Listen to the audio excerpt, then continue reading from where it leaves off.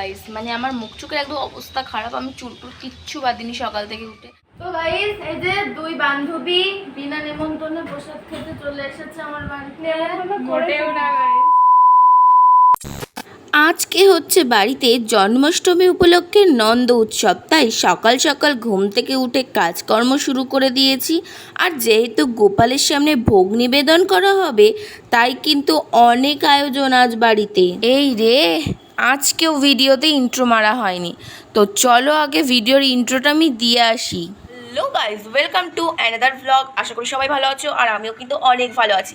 আর সবথেকে বড় কথা, অনেকদিন ভিডিওতে ইন্ট্রো না মারতে মারতে আমার অভ্যাসটা এত খারাপ হয়ে গেছে, আমি ভিডিওতে ইন্ট্রো মারা বন্ধ করে দিয়েছি, মানে ভুলেই গেছি আর কি। যাই হোক, আজকের ভিডিওটা হচ্ছে বাড়িতে জন্মাষ্টমী উপলক্ষে নন্দ উৎসব। তো চলো ভিডিওটা দেখতে থাকো, আশা করি ভালো লাগবে।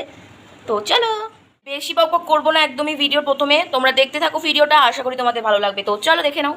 প্রথমেই দেখতে পাচ্ছ আমি কিন্তু অলরেডি রান্নাবান্না শুরু করে দিয়েছি। আর এখানে কিন্তু অলরেডি পটল ভাজছি, কারণ এখানে আমি করব পাঁচমিশালি তরকারি, তারই প্রস্তুতি নিচ্ছিলাম। আর এখানে কিন্তু অলরেডি আমার আলু ভাজা হয়ে গেছে, এখানে বরবটি ভাজছিলাম, তো সেগুলো একটু দেখাচ্ছিলাম।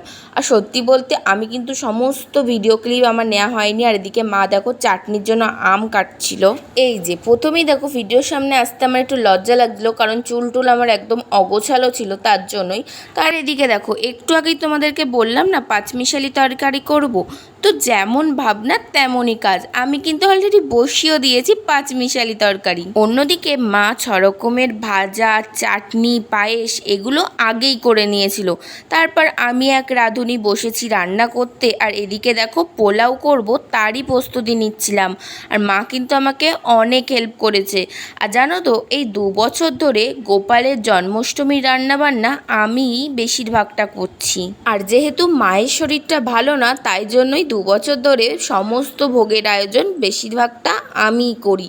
আর মাকে করতে দিই না, কিন্তু মার মনও তো চায় না। মা বলে না আমি করছি, কিন্তু আমি তো শুনবো না, আমি বলবো না আমিই করব। আর এদিকে দেখো পোলাও করব বলে তারই প্রস্তুতি নিচ্ছিলাম, মানে সমস্ত উপকরণগুলো চালের সাথে ভালোভাবে মিশিয়ে নিচ্ছিলাম। আচ্ছা এবার বলো তো, তোমরা কি এইভাবে পোলাও করো? আমাকে কিন্তু প্লিজ একটু সাজেশান দিও। তো যাই হোক, আর এদিকে জলটাও গরম হয়ে গেছে, আমি দিয়ে দিলাম তার মধ্যে ডাল, কারণ আমি এবার করব ভোগের খিচুড়ি। আর জানো তো, এত কাজের মধ্যে যে ভিডিও করার কথা আমার মনেই থাকে না। তো যাই হোক, যখনই মনে পড়ছিল একটু একটু করে ক্লিপ নিচ্ছিলাম। তো তোমরা দেখলে যে জল গরম হচ্ছিল, আর এরই মধ্যে কিন্তু আমার খিচুড়িটাও রান্না হয়ে গেছিলো। আর যেহেতু খিচুড়ির পরিমাণটা অনেকটাই বেশি ছিল, তাই আমাকে ডবল করে রান্না করতে হলো। মানে প্রথমে এক হাঁড়ি আমি নামিয়ে রেখে দিয়েছি, এই যে তোমরা দেখতেই পেলে।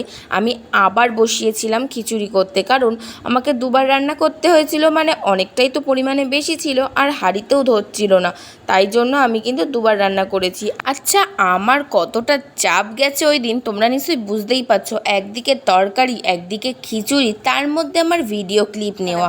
মানে আমার মুখ চোখের একদম অবস্থা খারাপ। আমি চুল টুল কিচ্ছু বাদিনি সকাল থেকে উঠে, জাস্ট স্নানটা করে, মানে চুলটা মোটামুটিভাবে আছড়িয়ে, তো আমি ভেবেছিলাম যে আমি ব্লগে আনবোই না, মানে এইভাবে আসা আমি আসি না।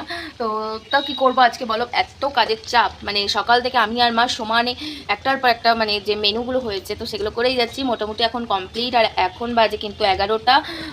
তো দেখতে পাচ্ছ এখানে পনির বসানো, আর এখানে এই যে খিচুড়ি হচ্ছে, আর আমি এখানে বসে আছি। আর একটু ভাবলাম যে ব্লগটা কন্টিনিউ না করলে তো হবেই না, নাহলে পরে আবার আমি ভুলে যাই ব্লগ কন্টিনিউ করতে, ঠিক আছে? তো চলো, আর চুলটা একটু স্কিপ করে দাও, আমি চুল সকাল থেকে একদমই আঁচড়াইনি। আর আমার মা বাসন অল্প অল্প করে কাজ হচ্ছে, আর আমার মা বাসন মেজে আনছে অল্প অল্প। নাও নাও, অনেক বকবক হলো, এবার একটু রান্নায় মন দিই। এদিকে দেখো প্রথমেই কিন্তু আমি হাঁড়িতে ঘি গরম করে নিচ্ছিলাম, কারণ এবার তো এই চালটা ভাজতে হবে, তারপরেই তো আমি পোলাওটা রান্না করব। তো দেখতে থাকো আমি কিভাবে পোলাও রান্না করি। আর এদিকে দেখো যেমন ভাবনা তেমন কাজ, দিলাম হাঁড়ির মধ্যে চালগুলোকে ঢেলে। চালটাকে 5 মিনিট মতো ভেজে তার মধ্যে আমি দিয়ে দিয়েছিলাম জল। আর জল দিয়ে কিন্তু আমি ঢাকা দিয়েছিলাম, কিন্তু তারপরে তো আর ভিডিও করার কথা আমার মনে ছিল না, কারণ এত রান্নার চাপে আমি সত্যি ভুলে গিয়েছিলাম।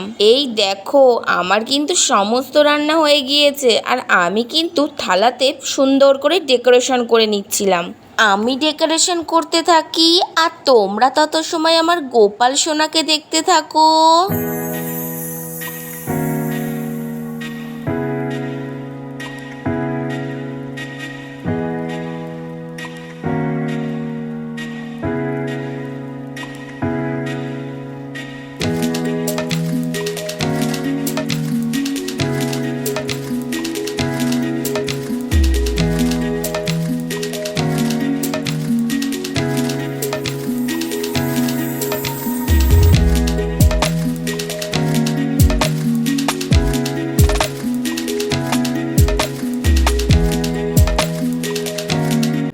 দাঁড়াও তোমরা তো ভিডিওটা স্কিপ করেই চলে যাচ্ছ, ভিডিওর মধ্যে কিছু জিনিস তো নোটিশ করো। এদিকে দেখো আমার ছোট্ট বোনু কিন্তু শঙ্খ বাজাচ্ছে, আর শঙ্খ বাজাতে গেলে মুখ কতটা ফোলে সেটা কিন্তু তোমরা ভালোভাবে দেখো। আচ্ছা, আমি কি উদ্দেশ্যে কথাটা বললাম সেটা যদি কেউ বুঝে থাকো অবশ্যই আমাকে একটা কমেন্ট করে দিও কিন্তু।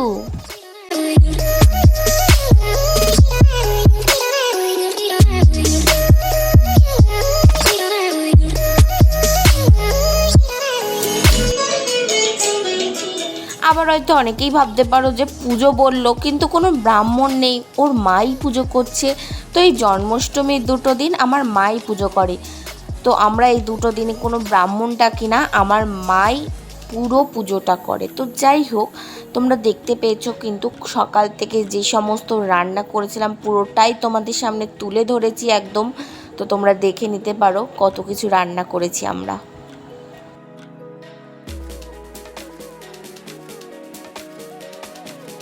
তোমরা তো দেখতেই পেলে সকাল থেকে অনেক কাজকর্ম করেছি, সব শেষে পুজোটা ভালোই সম্পন্ন হয়েছে। আর এদিকে দেখো আমি আমার 2 বান্ধবীকে ইনভাইট করেছিলাম আর তারাও চলে এসেছে। তারপর একটু ভিডিও করছিলাম, বাট আমি বলছিলাম আমাকে ভালোভাবে দেখা যাচ্ছে না, একটু ভালো করে তোল, আমি সারাদিন অনেক কাজ করেছি। তো যাই হোক, আমরা কিন্তু ওই দিন ভীষণ মজা করেছি আর অনেক প্রসাদ খেয়েছি, অনেক আড্ডা মেরেছি। তো যাই হোক, আজকে ভিডিওটা এখানেই শেষ করছি, দেখা হচ্ছে অন্য কোনো ভিডিওতে। টাটা।